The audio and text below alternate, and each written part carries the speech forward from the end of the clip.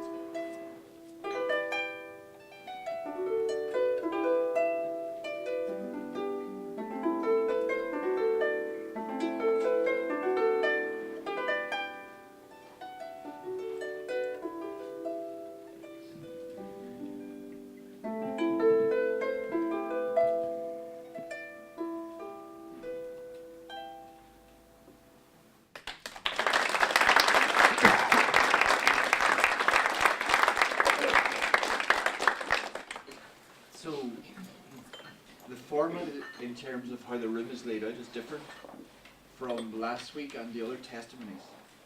That's because there's so many people. But we were resisting theatre style. We want this to be, I suppose, in a sense, a community of people who are listening.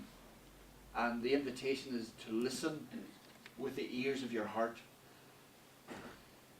We are not anticipating that this devolves into some kind of political discussion. What we wish for is that you respond from your heart to what you hear. And who you're going to hear from mainly is Lavis, who is an ex-British soldier who has served here. He's also a great fan of Billy Bragg, and like myself, he loves cricket. I'm one of the few Craigan people I know who loves cricket. So we're going to hear mainly from Lee, who will speak for maybe 25 minutes. If you can't hear, I would urge you to put yourself in a position to hear by moving, because there's no microphones here. This is somebody speaking their truth, their story, and quietly maybe get yourself into a better position. There are two people who have agreed the responsibility of responding first with the ears of their heart to Lee. The first of these people is sat right to his right. That's Fiona Gallagher. Fiona will be well able to introduce herself when she speaks. And the second person is Kay, not sure whether to call her Kay Duddy or Kay Green. Anything as long as it's not teared in the morning. Oh. See that, you take a woman out of Craigan, yeah, out of Central Craigan. So, will you do that, please? It's almost like we're inviting you into an agreement here. And the agreement is that you speak from your heart to what you hear. I'm going to knock over the water here. Rather than, we've had many, many political discussions. Endless numbers of them. This is a wee bit different. This is a testimony. And I applaud the courage. As someone from Craigan who's been pushed up against walls by British soldiers, who has experienced Bloody Sunday and other things, I applaud the courage of Lee to come here and share his story with us. So, please give him a big round of applause.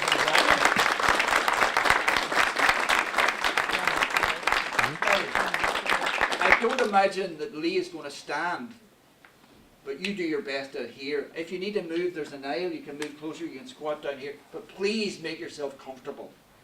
Okay. Lee Lavis. Thank you, everyone.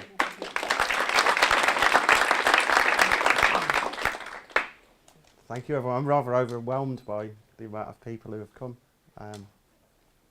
To what I suppose being in the middle of it, I don't find it a particularly interesting story, but it's my story. So I'll start with my sort of upbringing. I'm from a place called Barton under Needwood. It's a very small village to the south of Burton-on-Trent where they brew the beer. It's a very wealthy village. There's a couple of owners of Grand National racehorses. It's very, very wealthy, but there's one road of social housing. Just one road of social housing, and that's where I'm from.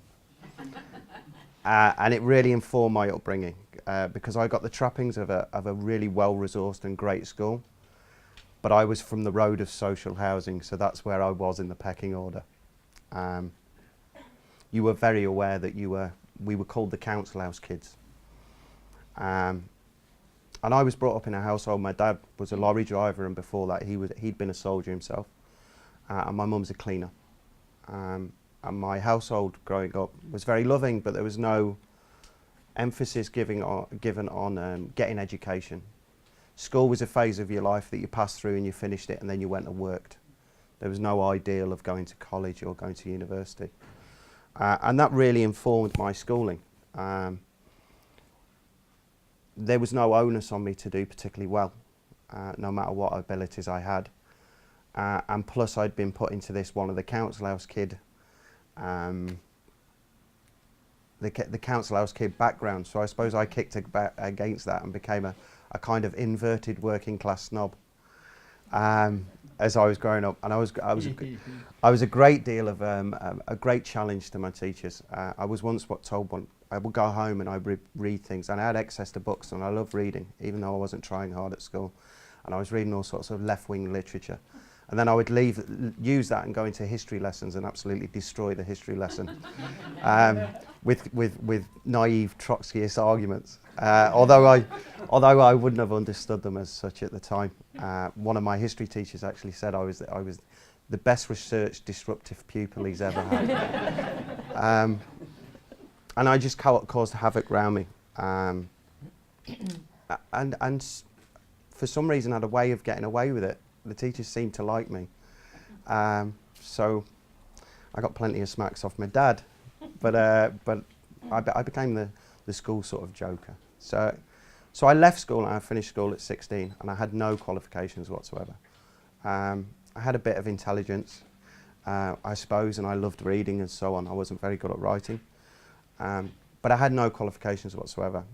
And traditionally, for someone from my background, we would have left school, and to the north was the huge brewing industry in Burton-on-Trent, and we would have gone there and done manual labour jobs. And to the east would have been the coalfields of South Derbyshire. So the pit would have been an option, or a manual labour job related to the pits. But I left school in 1988. A particular lady, who we shall not mention her name, had closed the pits. And the brewing industry was going mechanised.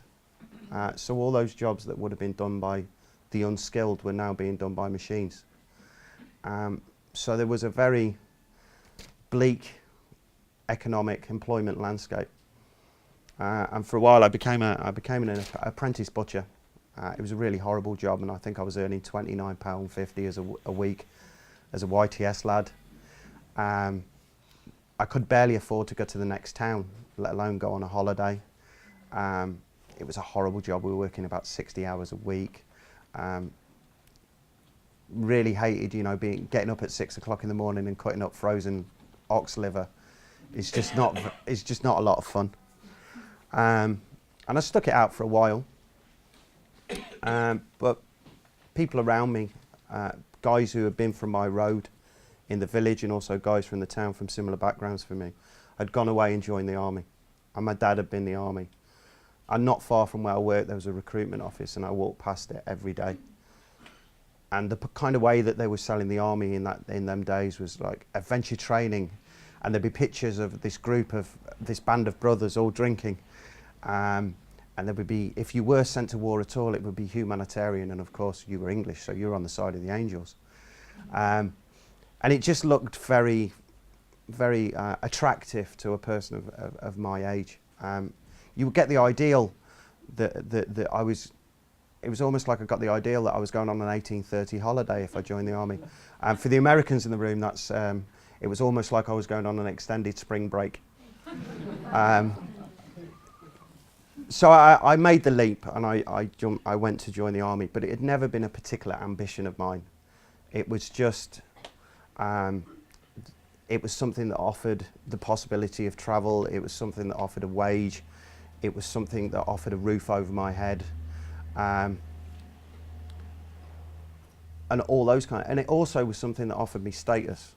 When the lads came home on leave, they were kind of, oh, he's in the army, and that kind of status you would get from your own community, which I would never have got as an apprentice butcher and that sort of. So I joined, and I walked in and I did my army entrance test, and of course I did very poorly on it because I couldn't take anything that involved studying seriously, and I got very low scores. And the way they apportion jobs is based upon the score you get on the entrance test. And I ended up in the infantry, which is the bit of the army that does the fighting. There are very few transferable skills when you're in the infantry. It's also the bit of the army that they find hardest to fill. So I was perfect cannon fodder, which is exactly what the infantry are. And I became a member of my local regiment, the Staffordshire Regiment, who recruited in my area. And I transitioned from civilian to military life. It's quite funny, the one person who showed any sort of concern for me joining the army was my dad, who'd been a soldier himself. And now looking back on it, and the kind of conversations we've had prior to him getting ill, he had this feeling that I wasn't really right for the army. I listened to Billy brag. I had all this left-wing shit, and suddenly I was going to go in the army. And I think he knew that he thought that I wasn't right for it. I interpreted that as him saying, you're not tough enough to withstand the army, which then fed into this idea that I will not give up on this, because if I go back with the tail between my legs, I've got to face my dad, who would be made right all the way along. He was coming from a different perspective, but I didn't understand it at the time. I just thought he was challenging my my maleness, my toughness, and so on. And those things are all important to a young lad. So I joined the army and I joined the infantry, and you start the training. It's a period of 28 weeks. And you do all the things. You think of military training and you think of firing guns and running around, fitness, learning to live in fields and so on. But they're all the training elements. But it's actually looking back on it now, and even at the time, it's kind of an indoctrination process that takes a young lad from the position where he's a butcher to the position, or whatever job he's done in civilian life, to the position where 28 weeks later he'll accept the possibility, and maybe even welcome the possibility, of being in a position to kill other people or be killed themselves. And there's many elements to that. It's very brutal and very blunt psychology involved in teaching instant obedience, and a will to follow orders and follow what's instructed. If anyone looked in my wardrobe today, they would see how long-lasting this is. It's perfectly laid out with certain coat hangers for certain. There's different colours for jeans and trousers, and this is all a manifestation of that teaching of instant obedience, reinforced with negative enforcement. If you got something like your locker wrong, everyone would be blamed for it, and everyone would be punished. And of course, when the corporals and the sergeants went home, the lads have got no other way to pull you back into line than with a good beating. So it's a very brutal environment. Also, it's a period where they crush independent thought. I'd gone in with sort of all this left wing sort of quite a little pain in the arse, really, with all this stuff. And it's almost like I remember it disappearing, going away from me, because it showed independent thought. And I wasn't supposed to do thinking. There was others there to do thinking for me. And then there's the gang mentality. That's part of being in the army, is a gang mentality. You're in the best platoon, you're in the best regiment, you're in the best army, you're from the best nation. And there's many levels to this sort of gang mentality that allows you to look down on the people. We even look down on civilians, and these civilians are the people we're supposed to be protecting, theoretically. We even look down on anyone who's non-military. They were just civvies. The male civilians were for fighting with, and female civilians were for sleeping with. And that's how much you'd reduced people to. So it's a period where you are you as a person are dehumanized, and you become a person who dehumanizes. I finished the training. There was about 50 of us who started it, and of the originals, I think there was 12 or 13 left at the end. So it's pretty tough, and lots of people drop out. But I made it to the end, did my passing out parade, and then from training you go to your regiment, to your battalion, your active battalion. And you think that, oh, I've passed out, I've passed my training, I'm top of the tree now. Then you get to the regiment, and you're involved in a whole new pecking order when you get to the regiment. You've got the official pecking order, which is based on the ranks, but at night when the corporals and the sergeants go home, it's all privates in the block. And they're all the same rank. But there's an informal pecking order based on time served, and how good you are at fighting, or how good you are at drinking, or what you like with the ladies. Imagine it as like Lord of the Flies, and it's pretty brutal. I was still reading at that point when I got to my regiment, and when I arrived, just historical fiction, things like Wilbur Smith. And I was asked, one of the first questions I was asked when I arrived and I unpacked my books was, why do you read? Not what do you read, why do you read? And over the first couple of days, all the last chapters of my books were ripped out. Because reading marked me out as different. It marked me out as someone who had even a little tiny bit of independent thought. And I suppose, I don't think the indoctrination ever fully took with me, because there was still a little tiny bit of rebellion in me. And that rebellion lived on through Billy Bragg. I can remember getting told off by a sergeant because the room hadn't been hoovered properly, and he instructed me to hoover the room. He turned up at a weekend, which they usually don't. So I was hoovering the room, and while I was hoovering the room, I put Billy Bragg's Internationale album on, and was hoovering the room while listening to the Red Flag. And I can remember how infuriated he was by that, and he threw the tape out the window. So I still had a little spark of independent thought, but it was very, very minimal. I was in the regiment, I found my place, I sort of fitted in. I wasn't a particularly good soldier, I was middle of the road. I suppose they prized me because I was able to carry out instructions on my own. They could leave me to do something. I didn't need to be watched over all the time. And then we got to the point where we were coming for our first tour of Northern Ireland, Fermanagh, and that tour commenced in April 1992. But preceding coming to Northern Ireland, you're given a period of Northern Ireland training, or NITAT training as it's called, and that involves doing all your patrolling, weapons. You also go to a purpose-built, it's called Riot Village, it's a small town that's been built where you would have another regiment, who, remember, all the regiments hate each other, who are playing the civilians, and you would have mock riots. You would actually live in this atmosphere as if this was a place in Northern Ireland and you're patrolling it, and bins would explode and bullets would come out of windows as if you had been sniper attacked, and there'd be riots, and it would give you the impression that every single person that you were going to come up with was going to throw a brick at you, fire at you. It was a very intense period of training. I would imagine when soldiers first arrived here, for them first couple of weeks, they were at the very worst, because they'd come out of this period of training. And also you're given no historical context as to why you're in Ireland. You're basically just asked to, it goes under the banner of was it Byron, ours is not to question why. You just have that attitude. Someone else deals with the whys and the wherefores. You just do. So you don't, I didn't know about civil rights movements. I didn't know about any things like that. And I implicitly accepted the line I'd been given. And when I arrived here, I viewed the whole nationalist community as my enemies. Every single one, every single member of the national. We weren't projected into loyalist areas. We were only projected into nationalist areas. And I viewed the whole nationalist community as my enemies, as either being in the IRA, going to join the IRA, supporting the IRA. Every single person I viewed as my enemies and treated them as much. And I'm not saying that I hated the nationalist community, because hate is a warm emotion. You have to feel something. And it was worse than that. I didn't feel anything at all. It was just, you're my enemies. And I acted as such.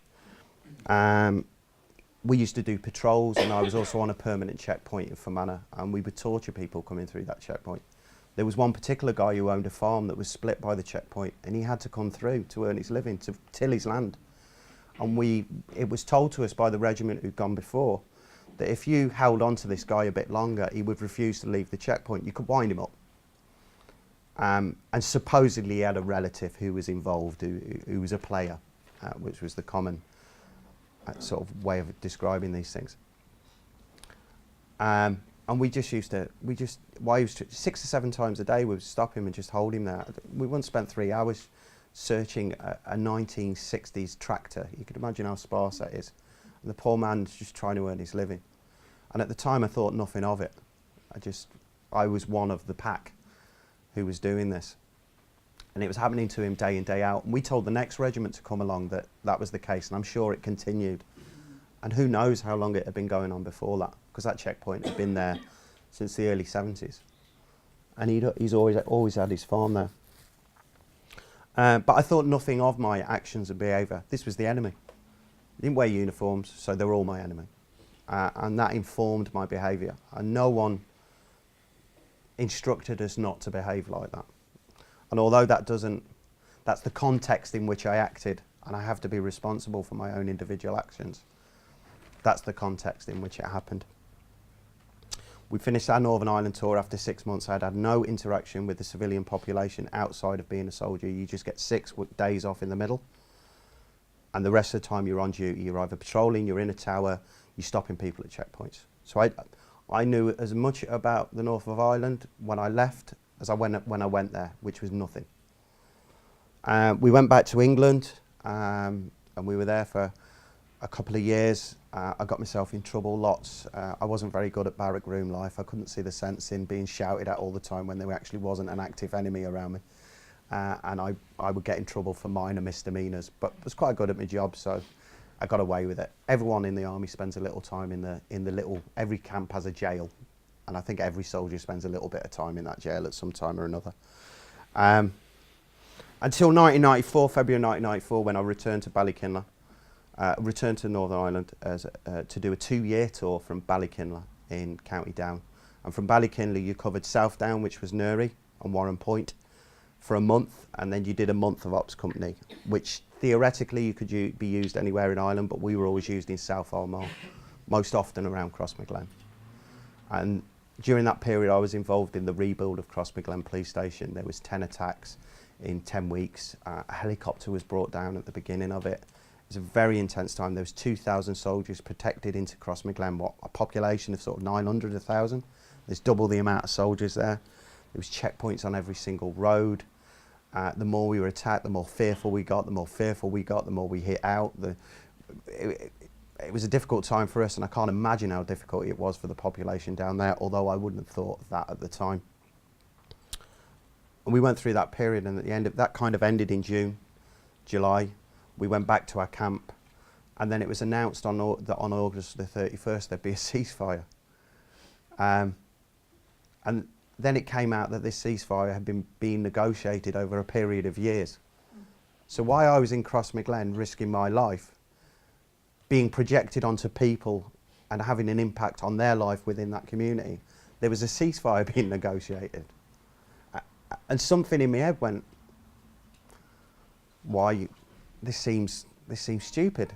If we're negotiating a ceasefire, why did we do that? And I'm sure that they would have been, it's a very simplistic view of it, and I know about going to the table in a strong position and all that, but I couldn't see that. The guys who made the decision to rebuild the police station weren't the guys who were putting their lives on the line or their lives being disrupted. That was me. And I suppose after the ceasefire, it created this room to read and learn more, and I started reading Irish history books, and I started becoming more and more like I was at school, where I'd read things that they didn't want me to read, and it became funny. I became a bit of a character in the regiment for being a bit disruptive, but they wanted to retain me, so they transferred me to the med centre in November '95 to become a medic. Very different role, and I'm told since that they thought that if they gave me something more mentally challenging, it would sort out give him something to occupy himself. So I become a medic, and then in the April of 1995 they chose me alongside another soldier to go on a trip with a disabled club from Newry, which is the area where we'd been patrolling, and the disabled club from Newry were going to a Celtic match. And they'd offered to take 2 soldiers with them as a kind of public relations. This is post-ceasefire, or the ceasefires happened in '94. And there's going to be SDLP councillors on this, and also Sinn Féin councillors. So I'm on this trip with Sinn Féin councillors before the British government is actually in face-to-face talks.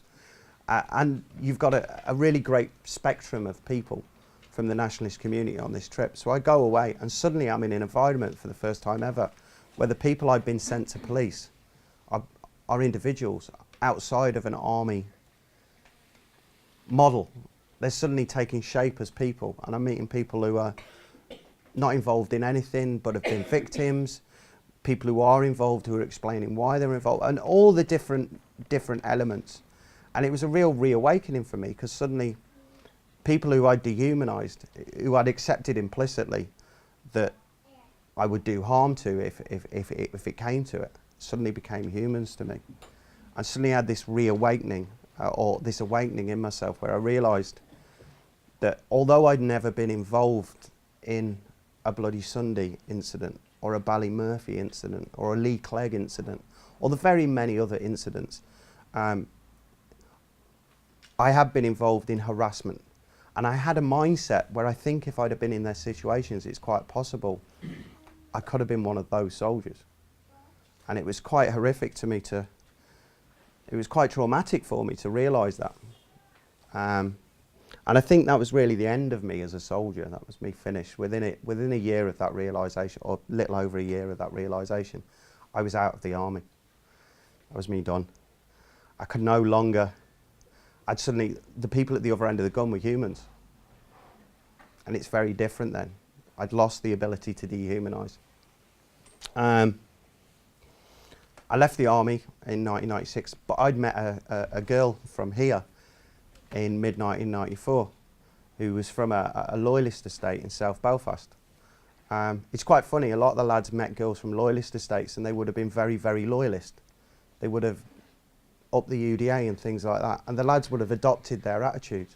But the girl I met, and it's Eamon who pointed this out to me, perhaps it's no coincidence, the girl I met, her family were apolitical. So even though they were from a middle of a loyalist estate, they were apolitical. They had no interest in that kind of thing.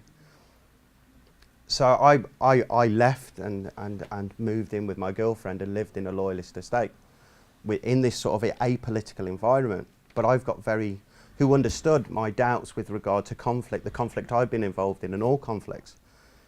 But I'm living in a community who wouldn't necessarily collectively understand how I felt.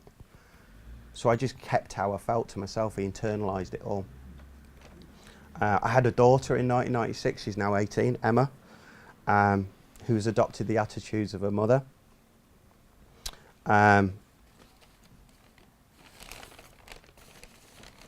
So Emma and my family provided me with normality, but my attitude towards conflict meant that I had to almost live another life.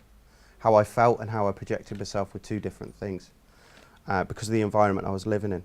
And also I'd now become a security guard. So the very status I chased as a soldier has been lost. Now I'm getting abused by 14-year-olds on the front doors of HMV. Which wasn't very nice. And I also had other issues with regard to my service, the things I'd witnessed, and also the actual process of becoming a soldier. I don't think when you're a soldier, you have to necessarily have been involved in conflict to be damaged by being a soldier. The process of becoming a soldier is damaging in itself. And And I had issues, and I started drinking. I had very little regard for a partner who was wonderful to me and understanding, but I was drinking and I was cheating, and my behaviour was getting worse and worse, and I had an inability to maintain friendships. In the army, friendships are something that are fleeting, they're passing. We're not like a band of brothers. People leave, people die, you don't get close to people. The guy who sleeps in the next bed space is the guy who might steal your kit. Your kit walks faster when you're not wearing it in the army, and you have to buy new kit. So I had problems with relationships and things like that, and my behaviour got worse and worse until my relationship completely broke down in about 1998. And from that, it was a real descent. I won't go into the details, but I end up sort of sleeping on people's sofas. I'm homeless, and on occasion sleeping on the street. Erratic behaviour, and drug taking. I became an addict to alcohol and drugs, and I just thought that was the way I was. I didn't relate it to anything. Although I eventually get sorted. I get myself sorted with regard to the drugs. I get myself sorted with regard to home, and I've climbed that mountain, and I decide I need another mountain to climb, and I decide I'm going to go to school and find out if I actually do have a brain. I know originally the effort was to get enough GCSEs so I could become a paramedic. I needed 3 GCSEs to apply to be a paramedic, and I did my GCSEs and I did very well. And someone said to me, "Why don't you do an access to university course?" I said, "Well, yeah, I've been good at the GCSEs, but I'll be found out here." But I did an access to university course, which was moderated by Queen's University, and I did very, very well. I got a high accommodation, I got a very high mark, and it was, "Well, why don't you go to university?" "Well, all right, I'll give it a go, but you know, I'll get found out here." And I went to university and got a first class honours degree, and from there it was, well, we don't have an MA in American history, which was my field, what I gradually specialised in my degree. "We don't have an MA in it, but we don't really want you leaving the university because we don't think you come back. How about a fully funded PhD scholarship?" And suddenly this happened. So I end up on a PhD scholarship, but I'm still not interacting with my past. I'm still internalising my past. People know I've been a soldier, but I'm still not using it for any good or speaking about it particularly. But in 2007, I went on a scholarship, a postgraduate scholarship that allowed me to go to America to look at race, the issues of racial reconciliation, and also to South Africa.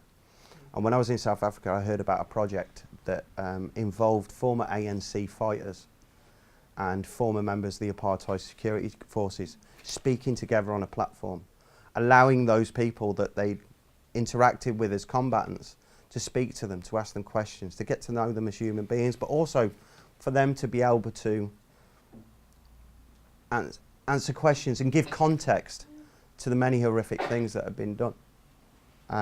And I just thought, this is something that my experience, I could contribute somehow here. And I got back to it. I was determined to do it, but I couldn't find any mechanism for it. I didn't know about things like healing through remembering or the Halliwell Trust.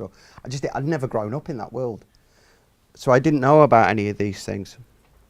And I was still having problems with my relationship with my daughter. I was still having problems with relationships and so on like that with people. So even though I'd resolved the drugs and the alcohol issues and got myself a home and seemed to be doing well, doing a PhD, going on scholarships, I still wasn't right until in June 2013, I was following a suicide attempt. I was diagnosed with PTSD, and I've been walking around with PTSD for 20 years. And all of my behaviour fitted into a person with PTSD. Not related to any one particular incident, and there's people from my past who were in the army who would probably say, "Well, you didn't see as much as me." Well, I don't know, I had a reaction, and that's why it manifested itself as PTSD. And at first it was a very traumatic being told that you've got PTSD. But then I realised I knew what was wrong with me. I can deal with it now, and I know that something was wrong with me. It wasn't just that I was a bad lad who didn't care about the people around me. There was a context, and I could deal with it. So straight away I started interacting with the services although refusing the military sponsored services with regard to the treatment of PTSD, I started interacting with psychologists and so on. And it was at that time, only 3 months later, completely by chance, I was working in a museum. I'd suspended my studies as a PhD student. I was working in a museum, and a former opposing combatant from Koistia, a former member of the IRA, walked in, and they'd booked a room. He was a youth worker, and they'd booked a room for some youth work.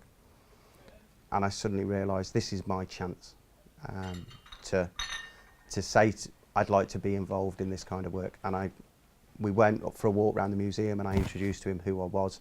And within a week, I was chatting to other people within that organisation, and within 2 months, I'm in South Armagh, which is where a lot of my trauma happened, and where a good deal of trauma I caused to other people as well, I would imagine. A good deal of that happened. I'm in South Armagh speaking to the Sinn Féin Youth Summer Camp about my time as a soldier, with no provisos in what I could say. And it was amazingly cathartic. And I've continued in that vein since. I was one of the audience members from that day who's from Derry, invited me to speak at a Bloody Sunday event in 2014, anniversary event in Cultaland. And that was another amazing day which I got to meet people and speak to people. And I believe that has been, ultimately now, is the best treatment I've had for my PTSD. Because not only does it allow me to take ownership of my past, it allows me to interact with those people who I'd previously dehumanised and who I would have done such harm to.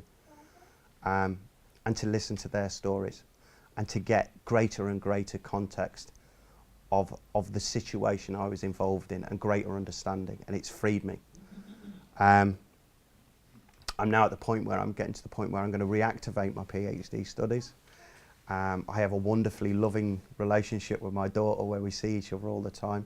I can have relationships and maintain them. So ultimately I went through that journey, and I've come out at a very good place at the other side. And I believe that a great part of that is that there's a mechanism for me there to contribute. I'm a former British soldier from England. Most of us left and didn't interact with this place after. And today I look around at the huge audience here, and I think this is a reflection of not particularly how interesting my story is. It's a reflection of how few opportunities there are for your community to interact with those who were projected onto your community and did such harm. So I'll leave it there. I hope you were interested. Thank you. Beautifully done. Thank you. Thank you. Listen to the applause. Listen to it. Lee Lavis, is a real privilege to be here and to be able to get Lee to come here. This is, you may not like this, but this is a highly structured situation in this sense that the way we proceed, and some people obviously haven't been here before, the way we proceed now is that the two people who are here as witnesses, namely Kay and Fiona, will speak and respond to what they've heard. Then whoever wishes to speak after that can speak. The encouragement is not to get into discussion, debate, but to speak from the heart as to what you've heard. And we finish these sessions, this is part of the structure, with Tracy on the fiddle. She plays just about 5 to 2. And if my antennae tells me it's about 20 to 2 now. I can see your watch, bro. So, Fiona, would you like to go I'll first? let Kay start first. Are you let Kay? Sure. Kay, would you like to go? I like Fiona. That's fine. Thank you very much, Fiona. You're welcome. Just listening to your story there, it brought to mind to me that the similarities of being born into a particular family, growing up, ours would have been a lot larger than yours would have been.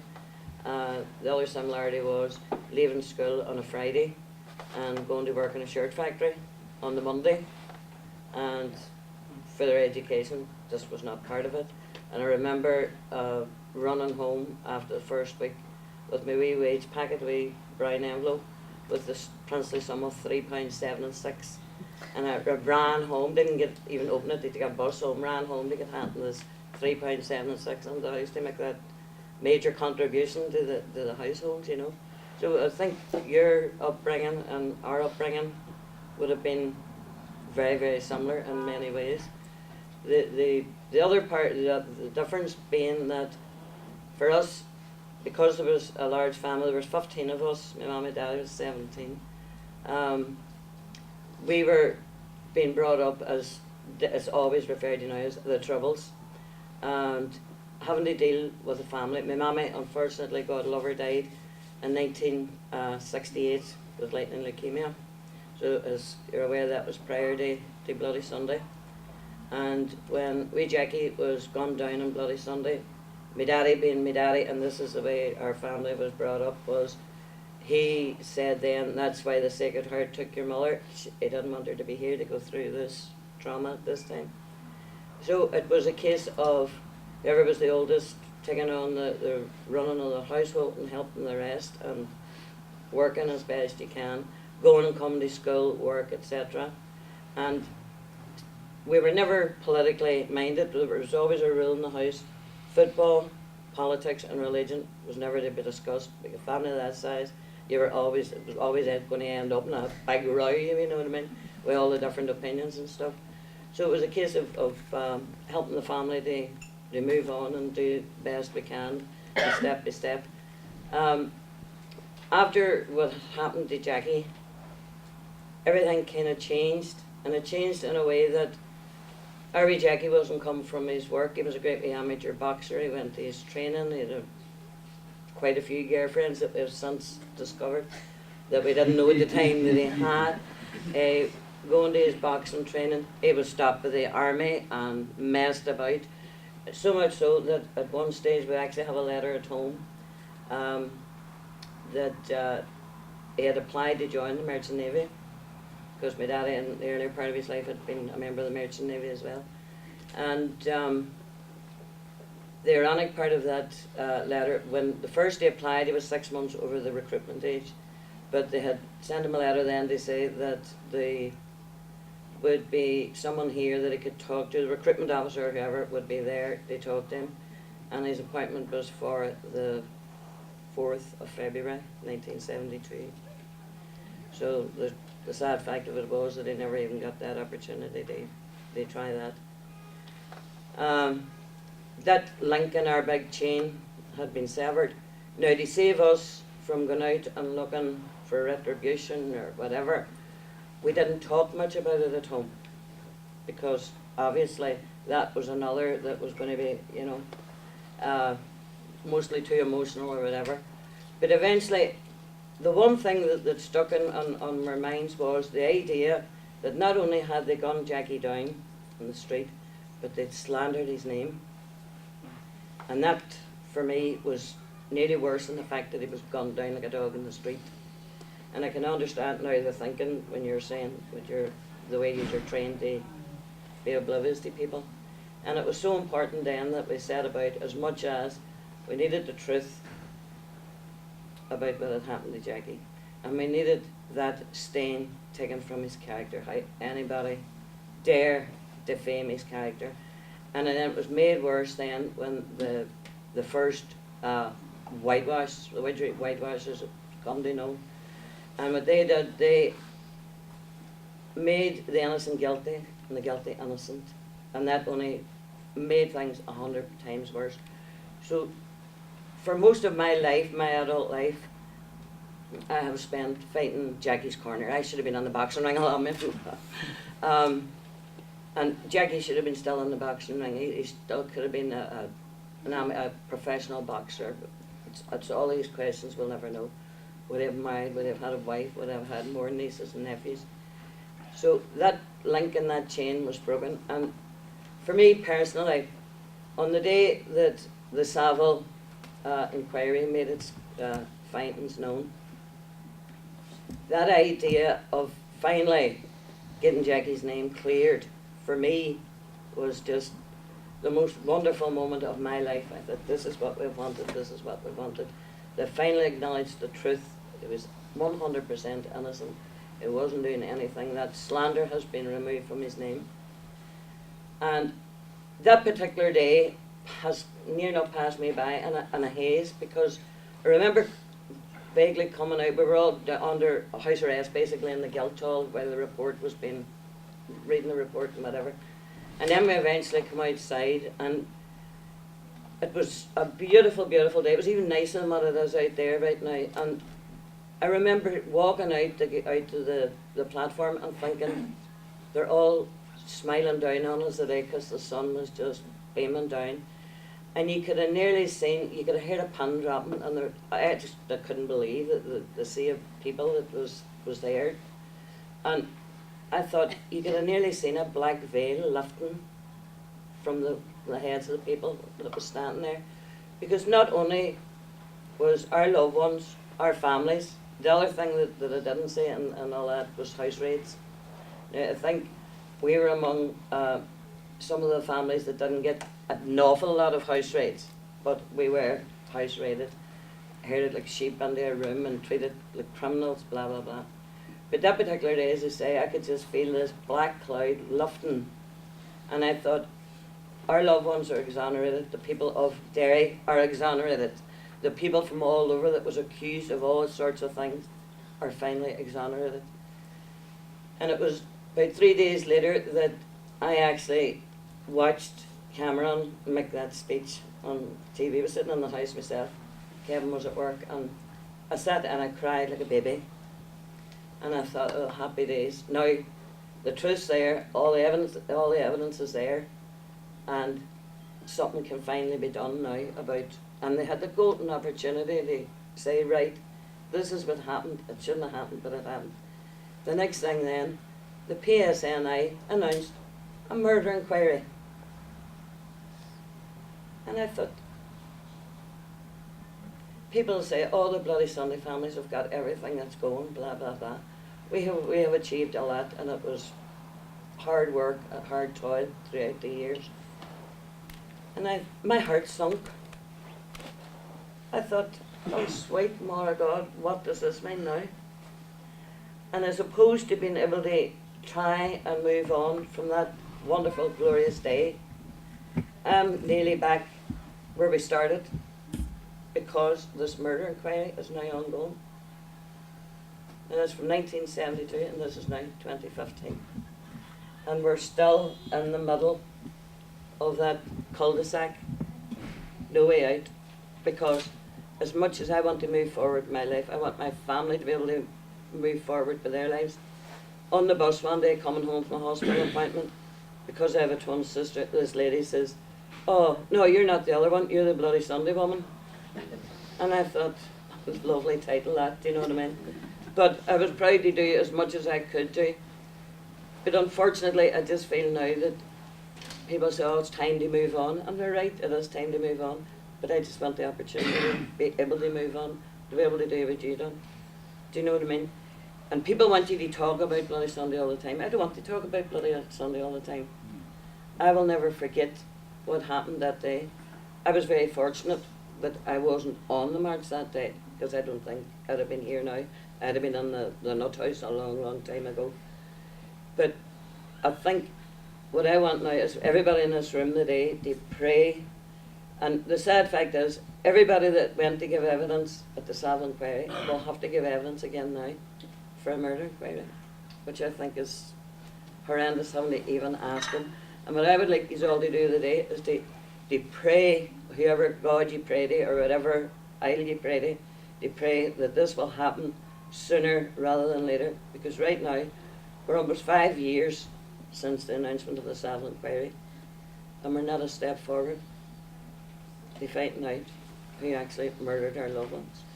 And it's, I can say that now because they were classed as terrorists, bombers and gunmen, and it was okay to gun them down. But now it has been proved without a shadow of a doubt that what we have known for all them years, that they were 100% innocent and were not guilty of anything when they were gunned down. So will you all do that for me today? Make me a promise. The only promise you ever make today is that you will pray hard that this can happen, as I say, sooner rather than later. about 3 weeks ago, I had female police personnel in my home, and I just went to bits with them.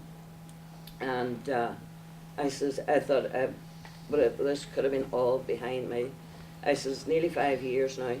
I says, don't drag it on any longer, because personally, I can't take any more. We've already passed it on, the Bloody Sunday legacy from my daddy to ourselves, to our generation, and I do not want to even have to consider passing it on to another generation. And if things don't happen soon, that's a distinct possibility. Okay, if I just come in there very gently, and because I'm conscious of time as well, I want to come in gently because you touch me when you speak, and when you spoke about the Savile and the report and the black veil lifted, I was tearful. I found myself looking across at John Kelly. That was my experience of that day. But this event and part of its structure is it finishes at 2, Right. and we're almost at 5 to 2. Sorry, Fiona. No, Sorry. but I'll hey, make no apologies. Sorry, No. I'll make no apologies. Kay, I think maybe it would also be kind and good and appropriate to give Kay a round of applause.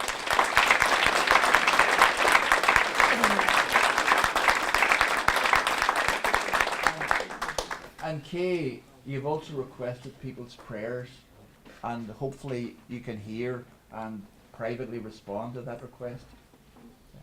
So, Fiona, not a lot. Maybe we'll run over a little here today.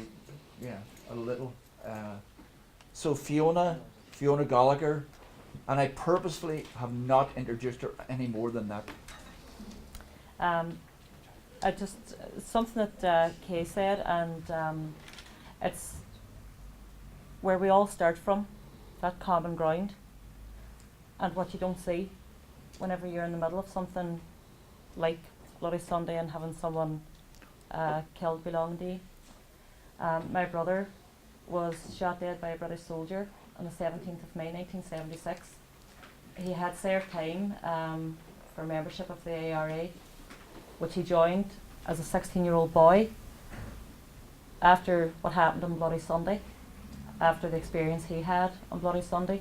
He wasn't at the march, but he had been arrested, and what he had overheard basically in the jeep that he was being brought to the barracks in was, I believe, enough to seal his fate, that he kind of heard too much and knew too much, basically.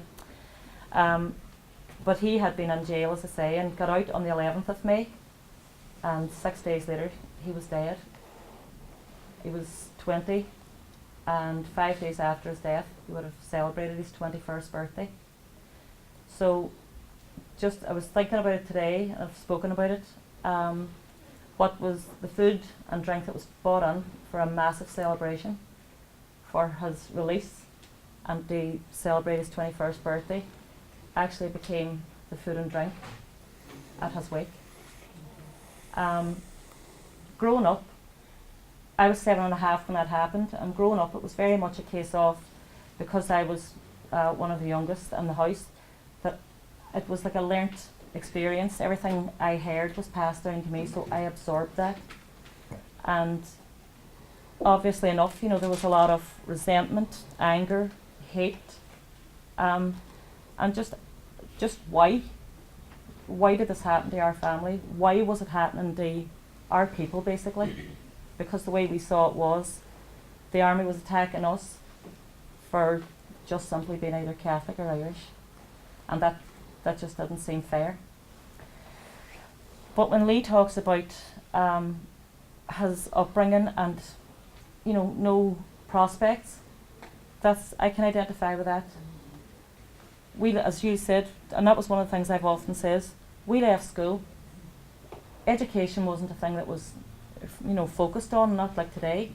It was leave school on Friday, you be in that shirt factory on Monday. And I suppose the army was the kind of the shirt factory for yourselves.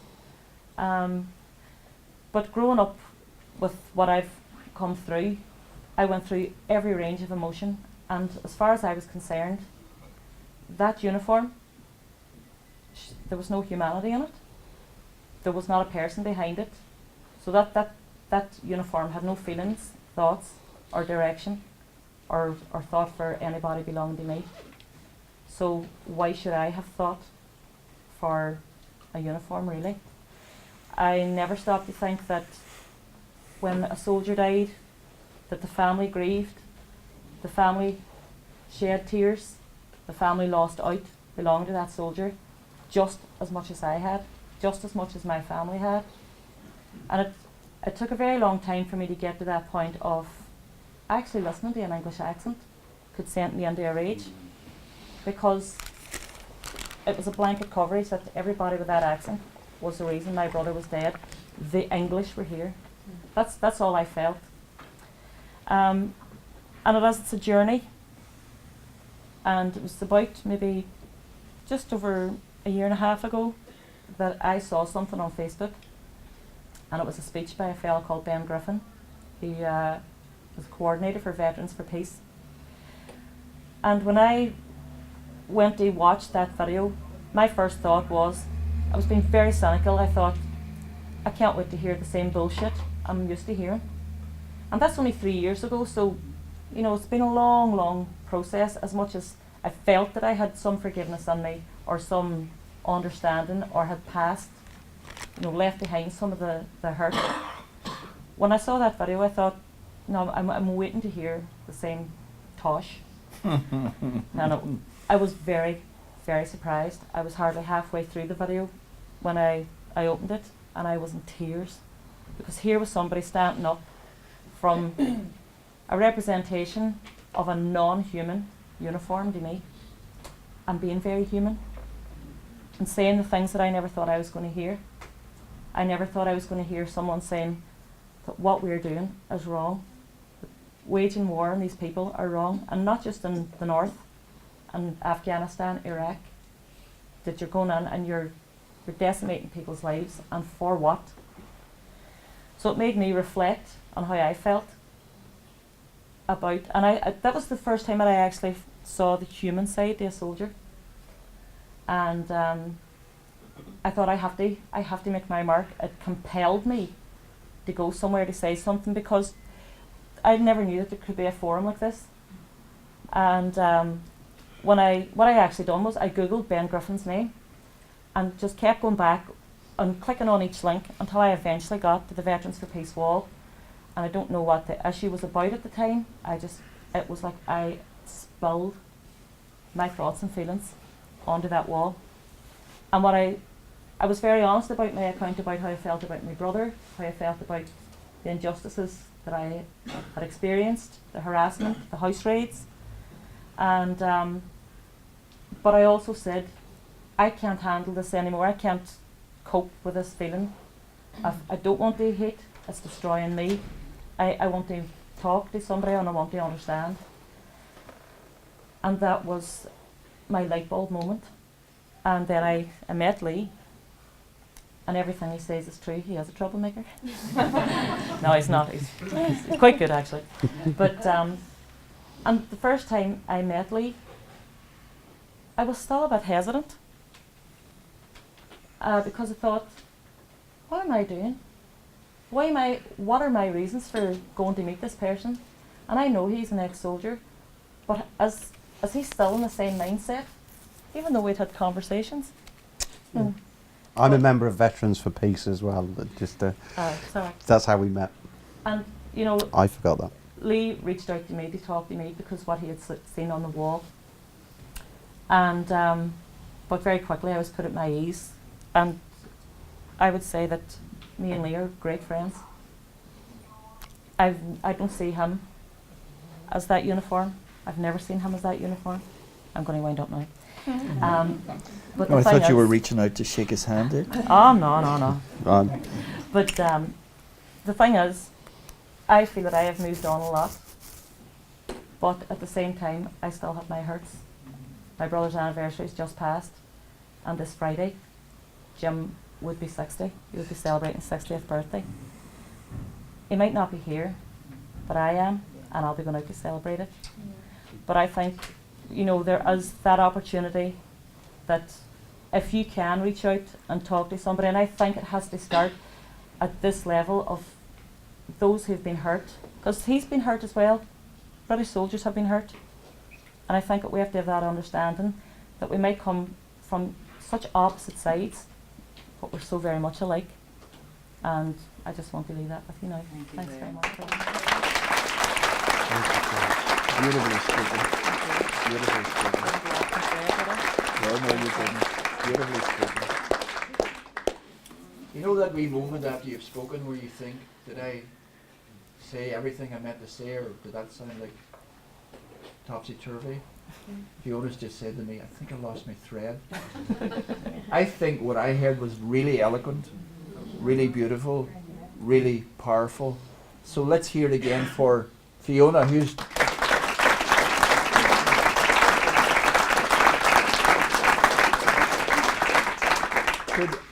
could we also once again hear from Kay Duddy Green from Central Drive in Craig. And finally, I think you'll agree, I think Lee's going to be around for a little while if people want to talk quietly to him. He might even allow you to buy him a cup of coffee in the sandwich company. Or 2 cups of coffee, but he's going to be around a little while. So let's express our gratitude for him coming here.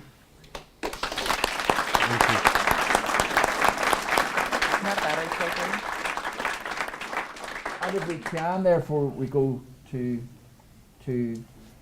Tracy. And while Tracy gets her fiddle ready. No, I'm actually going to play the harp. Are you going to play the harp? Maybe a bit sore in the arm. That looks like a fiddle to me. I'm I'm very musical. Just a fleeting glance that you gave it. The idea of this bit is that you just take a little bit of quiet time with yourself and reflect on what you've heard. The garden of reflection. A symbol of the new reality where previous enemies are working together and building a new new city based on diversity.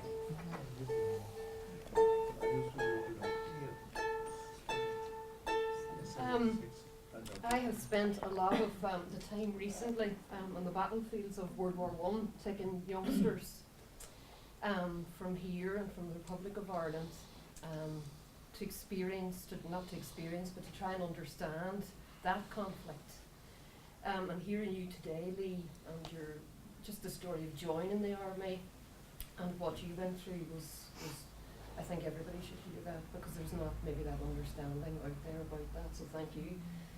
I'm just going to play this piece, and it's a piece that what comes out at this moment in time. It's not prepared.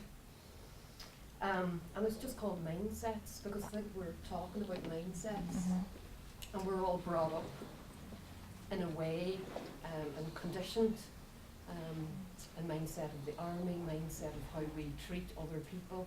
So this is something called Mindsets, and it's for you, Lee. Thank you.